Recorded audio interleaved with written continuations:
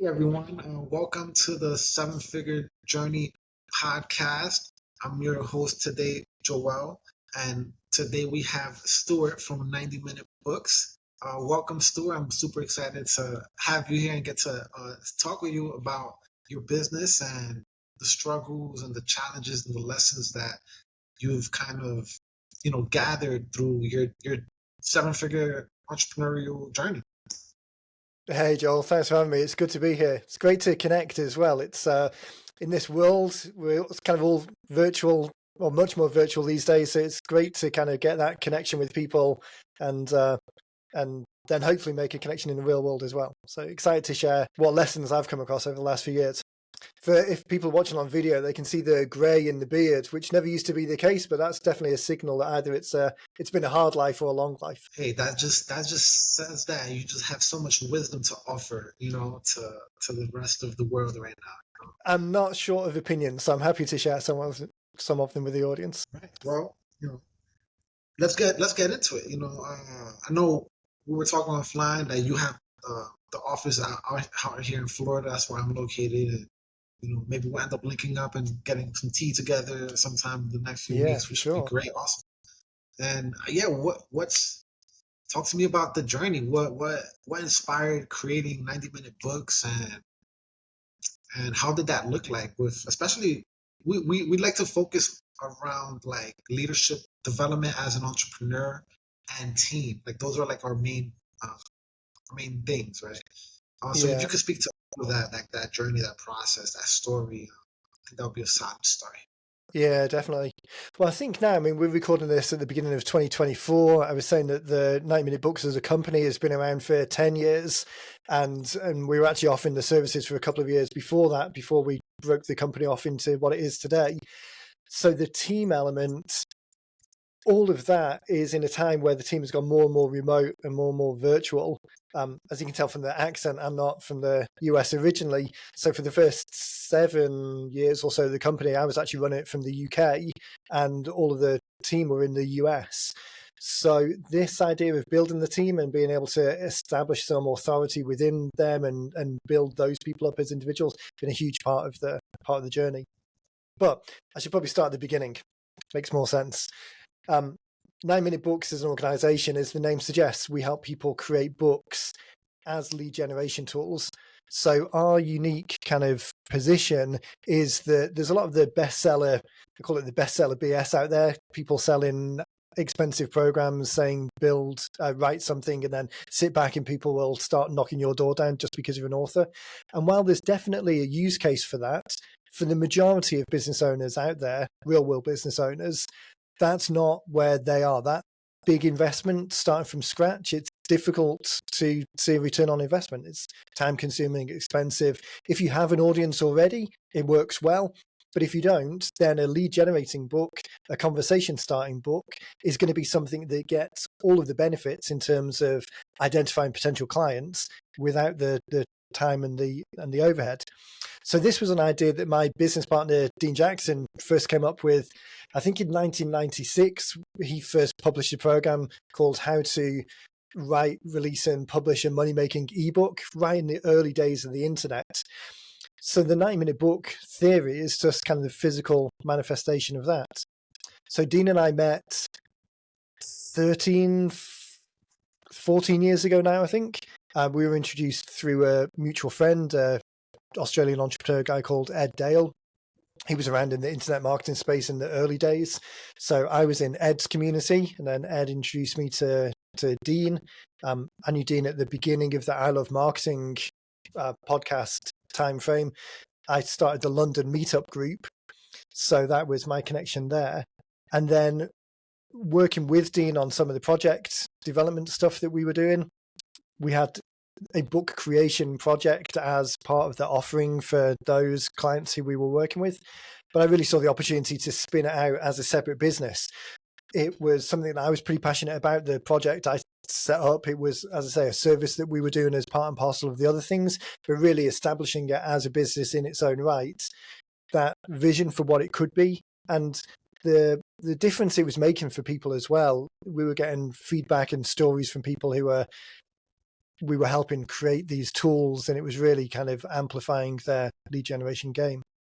So creating that as a separate business and then establishing the team, we're now, like I say, 10, 11 years later, we've helped over 1,000 books get created, all following a similar kind of approach of identifying the single target market, the people who you want to talk with, identifying what the questions are that are burning in their mind that would make them raise their hand and say, I want to copy this book, and start the conversation. Really, after creating all of those, it's it's been an interesting journey to get to where we are today.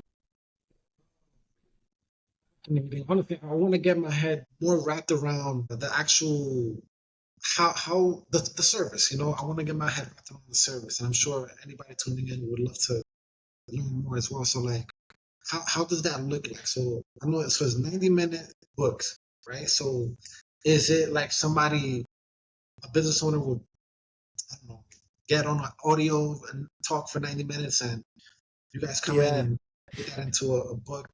And if that's the case, what happens from there? Like, how does that end up generating leads for that business owner, for example? Yeah, great questions. And it's interesting because the reason why so many people want a book in their tool set is because they see other books out there. There's a preconception that we've got about what a book is and what it can do. But that break between, okay, what is it and how do I do it, the kind of who not how type problem, it's really it's a real problem for people, because a lot of people think about creating a book like a school project or a university project. Like, you've got to go away and lock yourself in a cabin and do all of these notes, and there's a lot of hard work and effort, and that's just to capture the words, let alone then the production side of things. I was kind of liking it a little bit to when I was in the UK, I imported a car from Japan, because us in Japan, we drive on the other side of the road. So you get a lot of Japanese import cars. So all of the process, all of the how it's done and the intricacies, and whether you need to fill out this form or that form or this test or that test, I did it once for this one vehicle, went through all of the pain, and then never did it again because it was a headache and I never wanted to. I think the same with the book production side of things. If you're trying to do it yourself, it's such a headache. It's not rocket science. It's not difficult as such, but it's such a headache, all of the little steps. So our process is taking all of that away and making it done for you. So 90-minute books, the name comes from our original setting of how we would work with people. So it would be a 30-minute call to define the outline, who it is we're talking to, what the title might be, at least a good first version, who the audience is and their problems, and then the outline of the structure of the content, and then 60 minutes in recording the content. So imagine that we were talking about the elite group. The foundation of that is 6-7-figure entrepreneurs who are looking to take it to the next step, to use some of your tools. So identifying who that target market is, obviously business owners, there's maybe a subset of business owners potentially in a particular niche. Again, thinking about the book in terms of a particular campaign, not a done once and last forever type thing that you need to encompass everything. Think about this as a particular niche building tool. So who the audience is, as specific as possible, what their problems are, what their challenges are, some of the questions that are in their mind front and center to start that conversation. Obviously, within the pages of a book, it gets impractical to think that you can answer everything.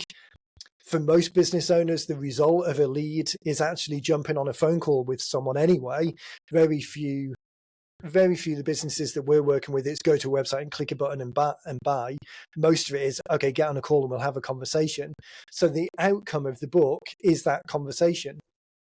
So what goes into the book is all of the things that leads to that particular point. That's the job of work that we're trying to do. So now that we've got that outline dialed in, we know who we're talking to, what we're saying, what the questions are. To capture the content, we want to interview you as if you were a guest on a radio show or a podcast. We would know what the outline is beforehand. You would know the questions that I'm going to ask you.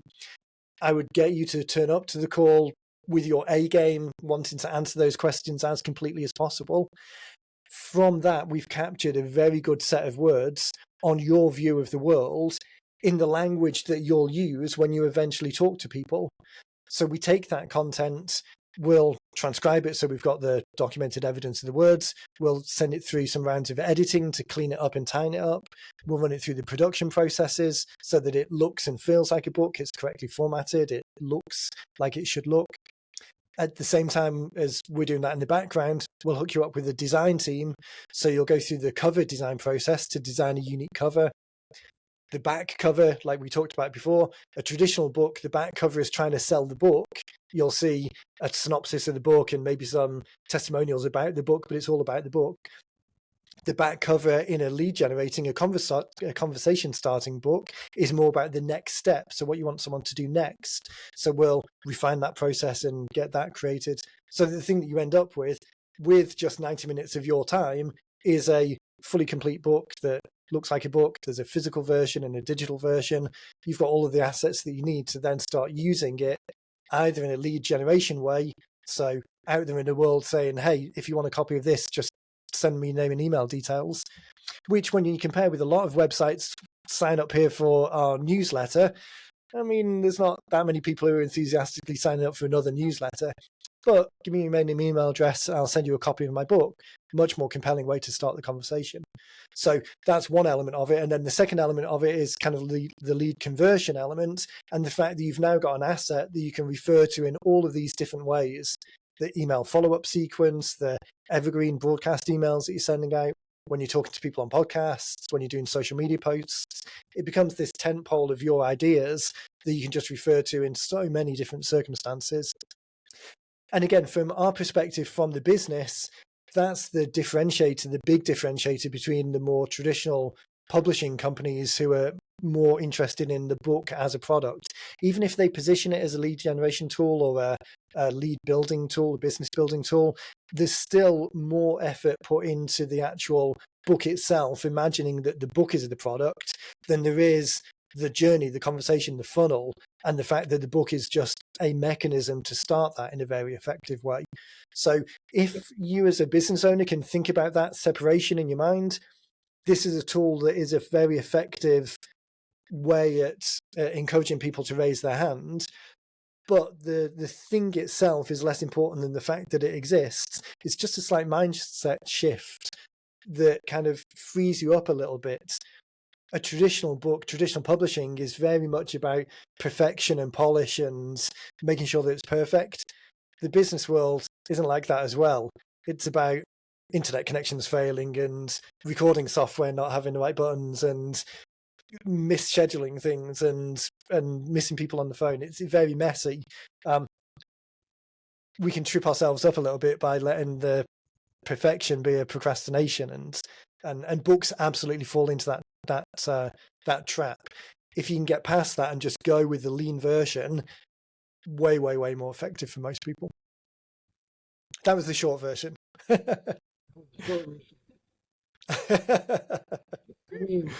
mean, I just want to have another question, like about I actually think this is great. It makes perfect sense. Book as a lead mag. People want books. People like to read books, especially people who are into like personal development or people who are doing things, right, or just into books. I guess two things I'm curious about. 60 minutes for a 60-minute conversation. I'm curious how, on average, how big the book would be, right? Like, do they tend to be like really thin books as far as pages with like, and the follow-up question to that is, do you guys also do like audio books like convert those into audio books? Yeah, great questions. And I'm smiling slightly because I just posted a LinkedIn post yesterday, I think, or the day before, talking about the questions that people do ask and the questions that people should ask. So as a business owner, you get the same questions all the time. Probably 80% of the questions out there you've heard. It's the same 5 questions. Also, as a business owner, you know that the questions that people do ask are probably not the questions that they should ask. So how big should my book be is one of those top 5 questions that we get all the time. For some reason, people are fixated on this size element. 2 things that we always say to people. One is, for the most part, you're not selling the book. Most of the time, we're suggesting that people give it away. If you do sell it, there's a secondary benefit for it. You're not an author in the sense of writing the book. I've got traction here on the desk, so Gino's book. This book, through a traditional publisher, there's sales and a $20-something price to this. 16 on a shelf on Amazon, you've got to justify $16 worth of price. So size is a component of value in that world. For us as business owners trying to start the conversation, the size isn't the key, it's answering the question. So if in Elite you had discovered a magic trick that was one page of text that if everyone did it, they would amplify their business to 7 figures straight away, the value of that one page is infinite for those people. Trying to package that into a 100-page book, you've really got 99 pages of fluff. You're just trying to justify a certain size. So it's funny that you asked that question, because it's one that everyone asks. Now, to answer it properly is, from 60 minutes recording, you can usually get about 70 pages of a book. So this book is 6x9. The books that we create are 8x5. So 8.5 by 5.5 is a more traditional dimension. 8x5 is a tiny bit smaller, but not unless someone was holding them next to each other, you wouldn't recognize it. And 8x5 is a slightly smaller dimension, means you get more words per page, so the spine width is a little bit bigger. So typically, from an hour's worth of recording, if you're answering with any kind of depth to your answers, because obviously it depends on what you actually say, then you're going to end up with something that's about 70 to 80 pages. It's about an hour of reading. Well, for my wife, it's about 10 minutes of reading. For me, it's about 2 days of reading. I read slow. But it's a length that you can consume on a flight. So when I come from the office up here in Pennsylvania down to Florida, 2.5 hour flight, by the time you've got a coffee and some nuts and then sat down, you can consume that 70 or so pages from the start to the finish. The other element that's important when we're thinking about a conversation starting book rather than a traditional book, where the job of work of this traditional book is to sell copies of the book. The book is the product. Now, Gino, obviously, they've got traction and EOS and all of their frameworks, so they do have other businesses on the back of it. But for the most part, traditional books, the product is the book. For the books that we're talking about, the book isn't the product at all. The book is a byproduct to the conversation. If you could run an ad and just say, click here to jump on the phone with me, you'd pay $2, $10 per lead for those calls.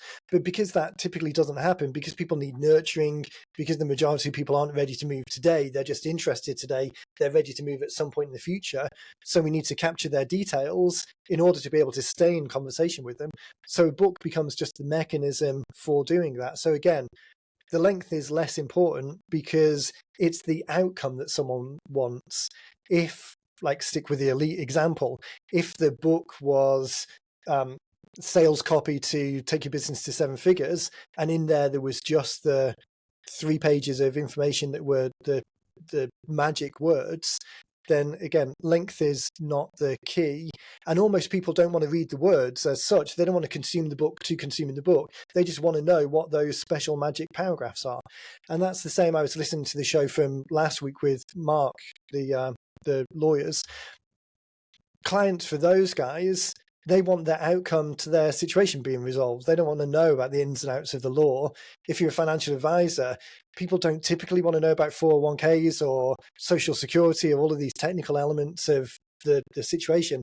They want the outcome. So again, this separation between a conversation starting book where people really want the outcome and a traditional book where the book is the product, again, it's just these little mental switches that we as business owners can leverage, because we can write something that is then perceived on the other end with all of these preconceived notions and expectations around what a book is. So I think that answered the question, but I might have gone off on a tangent / rant. That was perfect. Oh, I'm here right now. I want to hear more questions. Like, all right, so we're yeah, this honestly, I'm genuinely like fascinated. This is actually really interesting to me. I'm curious. So, how much would it, like, on a cost perspective? I know. So on the side, you guys have like a fixed cost. I guess depending on the packages that the person wants, as far as what, from my understanding.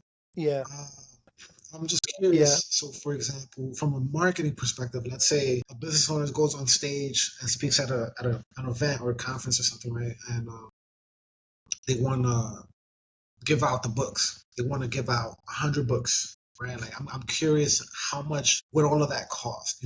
Yeah, I'm curious. Yeah. And this is the thing that I can't believe that more people don't do it. And I think the reason that more people don't do it is because, ironically enough, we're terrible at marketing our own service and sharing the message broad and wide with everyone. So what people see is the 15, 20, 60, 100 plus thousand. I mean, you probably know, I'm not going to name people, but you probably know of a service recently that kind of went out of business before they sold to someone else, that were charging $100,000 starting price for a book.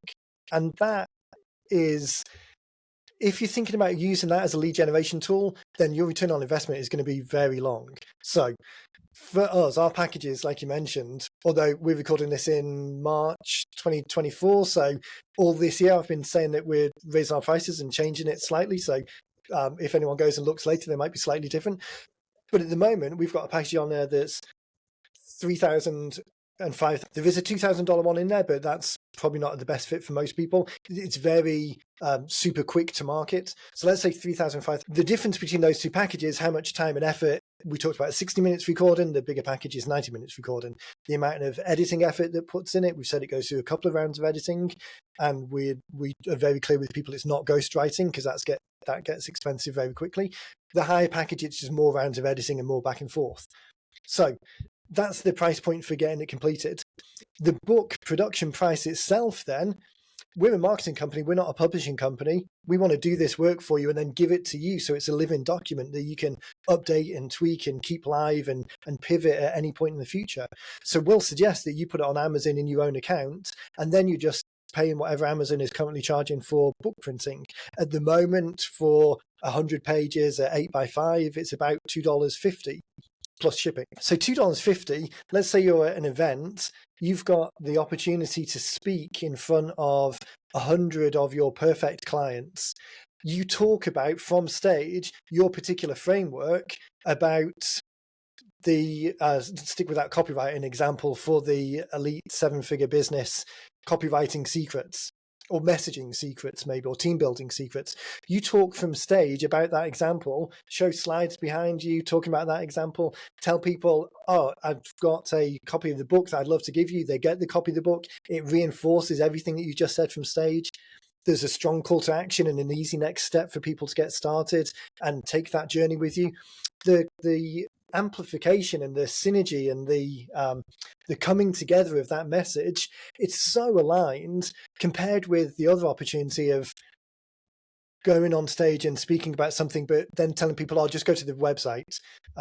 If you're speaking from stage, you might have access to those people's email addresses already. So maybe you don't have to do the email capture, because when you leave stage, you can send them a message and say, hey, Joel, it was great to share that. If you've got any questions about the presentation, then here's my personal email address. Just give me a shout. You've got that connection already, and making that extra step to make a personal connection. Some people speaking from stage, the organizers don't give you access to those names and email addresses. So often you'll see speakers saying, oh, here's my details, just go over here if you've got any questions. Not terrible, but a little bit passive. You could give them the digital download of the book, not give them the physical copy of it, but hey, I've written a book exactly about this subject, just go here and get a copy of it. If you want to give them the physical copy of it, give them the physical copy of it, but stick a postcard. What have I got on here? I've got this as a bookmark. Stick a postcard in the book with a personal message. You're only doing it 100 times. Rope the kids in to do it with you. Stick a message in there, a personal message on this particular page saying, hey, we got a chance to talk about 3 of these ideas, but the 4th one is on this page here. I didn't get time to do it from stage, but this is what you really want to look at. By the way, if you've got any questions, give me a shout. Here's my personal email address, Joel.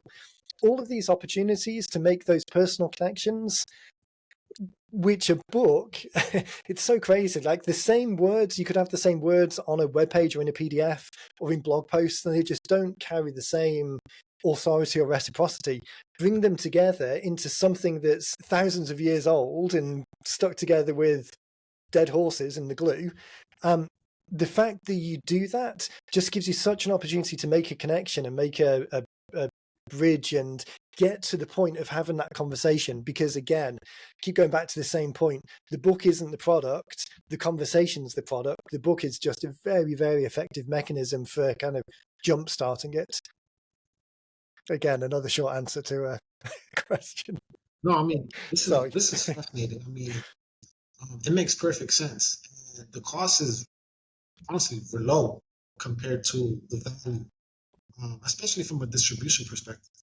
Um, if it's only 250 plus shipping, um, yeah. And you can imagine a scenario where, let's say for you guys, you've got the membership and the group. The physical version of it you can keep as a premium version, so you can have the digital version, which is super cost effective for the broad, wide, top of the funnel collection, but then keep the physical version for if you're meeting with people in real life at events, or if people go back to the financial advisor example. There's 1,000,001 people out there doing financial advice. Social security is whatever social security is. 401ks are 401ks. I mean, there's only so much variation. So what people are buying is the personal connection to you. If you've got a book out there that you're talking about and people see that ad, download a copy of the book, or they see you talking about it in some form and get a copy, when they walk through the door, they've already built some kind of rapport. It's the good thing about podcasts. Podcasts do the same as well. You'll bump into people who have heard 100 episodes that you've done before on the podcast, and they'll feel like they've got a strong connection, even though you've never met. So the book thing is the same. When people have then eventually walked through the door to do that meeting, you talk about the ideas that are in the book and reinforcing why they were there in the first place, but then also physically give them a copy of the book and say, hey, you're going to leave today and you're going to have some ideas and some of these things are going to percolate in. Let me just grab a copy of the book. So you've seen this already, but let me just highlight this page and this page. If you do nothing else, those two things are going to be the most important. Here, let's schedule another meeting. That relationship building element, the fact that you care and using the products in a slightly different way to amplify that relationship. It's not that we're saying to people, hey, write a book and then spend $3 a copy and just give away lots of them. It's the use case for the purpose, with the outcome of kind of building towards that conversation and that opportunity to develop the relationship even more. I get passionate about it. It's so frustrating. In part, it's because I see so many people. We have clients on the list. Like I say, we've been doing this 10 years now. We have clients who come back to us, and Betsy, who runs a business for me day to day, she'll say, oh, do you recognize this name? It sounds familiar. And then we'll look back and we talk to the person like 5 years ago and they're only just getting around to it. Or we'll talk to people and they say, oh, we tried to do this through somewhere else, or we tried to do it through ghostwriters. And or we'll get the funny ones where people will do the initial version with us and then they'll come back 6 years later to do a second version or second book, and they'll say, oh yeah, I took the first version and then actually someone convinced me that it needed ghostwriting and spending more money on, so they spent 3,000 with us to get the first version and then 13,000 with a ghostwriter to kind of to add more stuff into it, and then they come back to us and say, you know what, that made no difference whatsoever. So they're coming back to us and doing a second book for a second campaign and just sticking with that way. So I get enthusiastic about it because I see people either wasting so much time or so much money on things that at this particular point, it's not their best use of money. I was dialed into one last point and then I'll shut up for a minute. I was dialed into the I think it was either Genius Network or Coach or Abundance Summit seminars recently. And there was a person speaking on stage from a big publishing house. You'd recognize the name. It's one of the main ones that you'd know. So they were I think they were the CEO. Anyway, they were saying that, okay, to get a book deal, a traditional book deal, you have to have a huge audience because we get pitched so many books. If person A comes to us with a business book and says, okay, I want to do this, and they've got no audience, and then person B comes in with exactly the same idea, but they've got a 10,000, 100,000 following already, they're going to pick the second person because just having it isn't enough. There needs to be an audience out there to receive it. So again, going back to those examples, there are other organizations out there. And I notice that I talk faster when I'm getting heated, so I'm going to take a breath and slow down. But other organizations out there where the starting price is 10, 15, 20, 30, 60, 80, there's definitely a place and time for that. But if you're a regular business owner without this huge following already, you're looking at creating a book to win more business, to start more conversations. Investing that money is going to be such a long return on investment, and the incremental benefit of doing that versus doing something like a conversation starting book, whether or not you do it with us or do it yourself or do it with someone else. But this idea of that separation, the fit for purpose, the job of work, what it's trying to do, because so many people are anchored around this bestseller BS side of things, it's disheartening to see people, or frustrating to see people automatically go down that route because they think it's the only option. And through no fault of their own, as I say, all of the psychological benefits that means that exactly the same words bound together on some dead trees is way more effective than the same words on a website. All of the psychological benefits that we get with the audience being preconditioned, we're preconditioned as well. The amount of people who kind of start with the idea that makes perfect sense, yeah, I really want to do it, and then they get themselves wrapped around the propeller a little bit with the process and kind of the nuance of this bit of language or that bit of language, or the layout, whether it's this font or that font. I mean, all those things are important, and definitely make a decision, but don't waste 3 months making a decision. Just get the thing out there and iterate. I mean, it's not like we're carving these things out of stone and you can never change it. Hell, 3 weeks later, come and change it. That's fine. Rant over. Sorry, what was your question? Yeah, this is great. I mean, yeah, we spent all this time just, yeah. I mean, we gotta talk offline because I'm in this. Yeah, this is amazing. Yeah, we didn't get much time to dive into the structure of the team or the challenges or the setup. So, I mean, I know we're running up on time, and maybe we'll do another one at some point. But the piece of the struggle, like the business piece of the struggle, is, and I might have a recency bias because this is the thing I'm really struggling at the moment. It's this element of the feedback that we get from clients. In fact, I just had a LinkedIn message from someone this morning. I'm not sure if I can find it quick enough. But I'd reached out to them because I'm on LinkedIn a lot, but I'm not always the best at keeping connected with clients. So this is someone who wrote a book a couple of years ago, and they just sent a message saying, hey, fantastic. I asked them how they were doing with the book. So they replied saying, I'll try and make sure I don't reveal too many things, but I wrote the book to get my thoughts down on the consulting business, and that having that documented turned into me creating another company specifically around this framework that's gone on to do, they say, very successful in its own right. And then referred us to a friend of theirs who wrote a different style book. They said, I tell everyone about 90-minute books, although this other person and I are completely different people. He's a classic entrepreneur type, antsy, short attention span. I'm more of an integrator, more patient and detailed in the process, but we both find the process equally easy to do. Can't say enough good things about the company. My frustration is we get feedback like that all the time, but I still see people, and we still see people who are on our list and then do work with other companies who are spending significantly more than they need to on something that is unlikely to get that much additional return. And again, I'm not saying do it with us because we're the best, although we are. But it's just this idea of fit for purpose. It's like websites. You're younger than I am. I was in the workforce when websites were just coming around. Building a website back in 1996 was a $30,000 investment. For most businesses on the street, that wasn't really practical.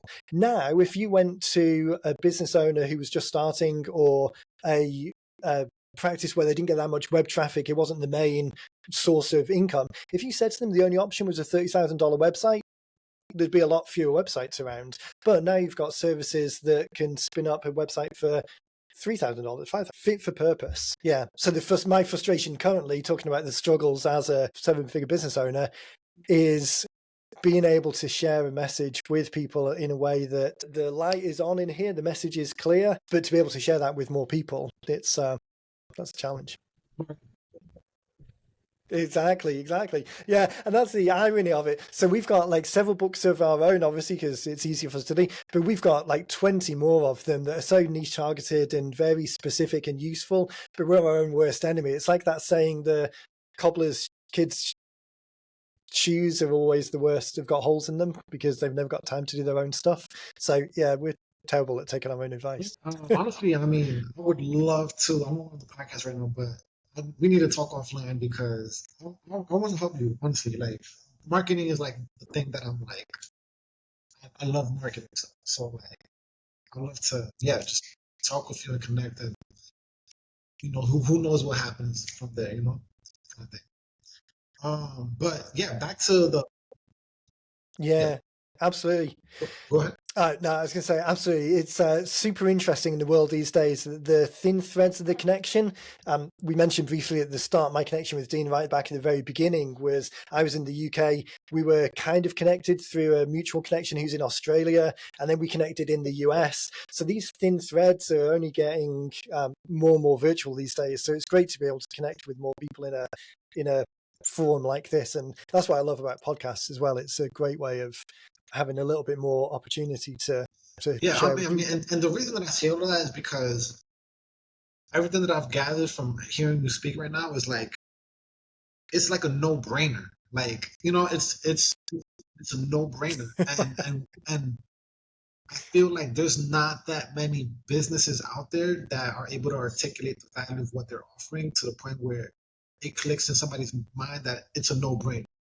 Because once you're able to make that happen, like the sale becomes. you think it, yeah, I mean, you think about the average value of one client. For most of us, the businesses that we're talking to, as I say, we're not in the kind of consumer goods type world where it's kind of low margin and high volume. These are more coaches, financial advisors, lawyers, professional services organizations, HVAC engineers. All of us in this world have got a reasonable size lifetime value of clients. My brother's a yacht broker, super low volume, but super high value. You better believe we've got a book talking to that industry. So for this project to be successful, 2 clients a year coming from your book, and you've already paid for the project. I mean, it's such a no-brainer. Sounds like I'm selling my book too much, but it's difficult not to argue with the logic of it. I agree. Well, I know we only have a few minutes. I know. Apart from the marketing, I know you mentioned you said Betsy runs like the day-to-day operations. Because again, like, so one of our main things, that we've pretty much identified with, especially once business owners get through that 7-figure threshold. A lot of businesses, after they figure out like marketing and sales, they tend to get caught up and wrapped around like how to effectively manage their team and scale that in a way that they're not like constantly overwhelmed with life and just always working and like not able to spend kind of those kind of things. It sounds like you're more like in the I need this, I need to get the marketing right, kind of thing. But I don't know. What has been your experiences, even like in the beginning with like creating the team and where you're at with team and any challenges or lessons that you currently or have experienced or project to experience, like that kind of, yeah. Yeah, great questions. I'm an advantage in some ways and disadvantage in others. So my background is in project management for corporate IT. So the structural side of building systems, that's my unique ability. Like the opportunity to see things in boxes. So there's one of my favorite books is the E-Myth books from years ago. So that idea that the challenge there going from a solopreneur or a technician to a business owner, and that it's the scale problem that is the challenge. That's less of an issue for me because I naturally think in boxes anyway. So even if anything, it's a problem at the lower end because you're trying to systematize something that probably doesn't yet need systematizing. So there was a little bit of an advantage there. The other element was forced. I was in the UK and the team were over here. So the idea of a remote first team and having to structure things in a way that made sense, where in that remote world, whether you're doing 1 client or 100 clients, you're just adding more value to an existing system. So we set things up pretty robustly from the start. My advice for other people is that idea of thinking boxes. So take people out of the mix entirely. Think in terms of boxes and connectors. This box of a function needs to talk to this box of a function. And in order for it to work, it needs this this input and output. If you can think in terms of boxes, and then to begin with, if you've got the same one person doing all of those roles, that just sets you up for scale in a slightly better way. And then the other element that was super important from the start was this idea of separating out, kind of like outsourcing from out-tasking. A lot of people try and fix that who not how problem with outsourcing, but if they haven't got a strong framework already, it's the e-myth problem. They're trying to just give a problem to someone else. But the outsourcing company on the other side, they might have some technical expertise in particular things, but the way that you do it and the way that it needs to be done and how it interacts with the other bits of the process, that is the breaking point always.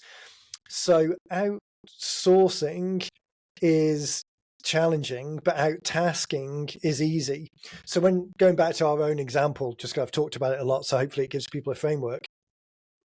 The recording part of the conversation, that outlining and the actual recording, the interviewing parts, trying to outsource that is very difficult, because it's very difficult to get people to think the way that we think about books, because everyone else, the problem that we've talked about, everyone else thinks about it in different ways. So to try and train outsourcers, they would just do it here and there, very difficult. So we've got a couple of people who do it, it's their full-time job, they do it all the time. Now, technically they're contractors, so to a certain degree that is still organizationally outsourcing it, but they're permanently doing that. Editing, on the other hand, editing is easy to out-task, because handing a document over and say, do a line edit on this, or copy edit on this, or proofread on this, it's a known quantity. You don't need to have too many other, you don't need to know too much knowledge outside of the individual thing that you're out-tasking. The same with the covers. Our cover designers are in-house resources. Again, they work for their contractors, but they're permanent resources.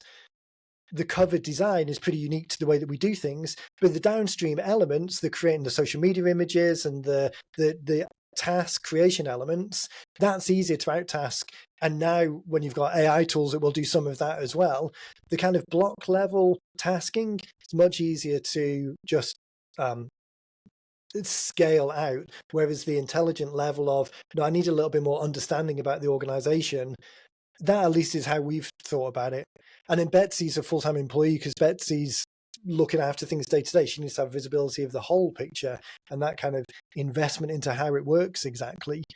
She doesn't need to know what the recording line phone number is, or what happens to the recording when it goes through to the next stage. She just needs to know that it ends up in the right place. So from a structure point of view, again, a slight benefit from coming from that project management background, but really it was the forced element of, hey, I'm 3,000 miles away and I can't just jump on a plane and point to something. So we've got to structure it in a way that makes sense.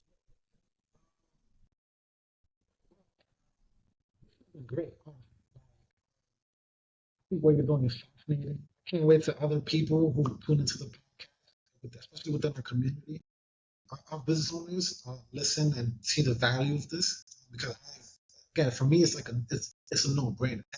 Honestly, I'm looking forward to connecting offline, because I do want to keep talking, because I see a lot of value in what you're doing, and I'm actually genuinely excited. Yeah, me too. So yeah, I mean, so thank you so much for being our guest on the podcast today, and enlightening us on the value of having a book and how easy it can be to put a book out there as a lead generation tool for your business, and seeing how cost effective it is, and how much of high value investment it could be, and it is. So I mean, anything else you Yeah, let me give you guys a resource as well. So this framework that we've got of a conversation starting book rather than a traditional book, if people go to bookblueprintscore.com, they can download a copy of the book that I wrote that outlines these exact steps. So there's 8 elements that goes through the importance of a single target market and the titles and the subheadings, through to call to action and the content. So it'll just help people to really dial in this idea. If the idea of a conversation starting book versus a traditional book is resonating, whether or not people do it with us or do it on their own, book blueprint score, and then I'll go through these 8 building blocks and really give people a little bit of a deeper dive into each of them. And obviously that's just a free download. So a free download of the book. So yeah, Cool. feel free. And then hit me up on LinkedIn if anyone's got any questions. As you can tell from the last half an hour, I'm not short of things to say. So hit me up on LinkedIn if anyone's got any questions. I'm more than happy to chip in. We'll make sure to put all the resources and stuff on the site when this is published. Thanks so much. I really appreciate it. Job, thanks for your time, buddy. It's been a real pleasure. I've really enjoyed it.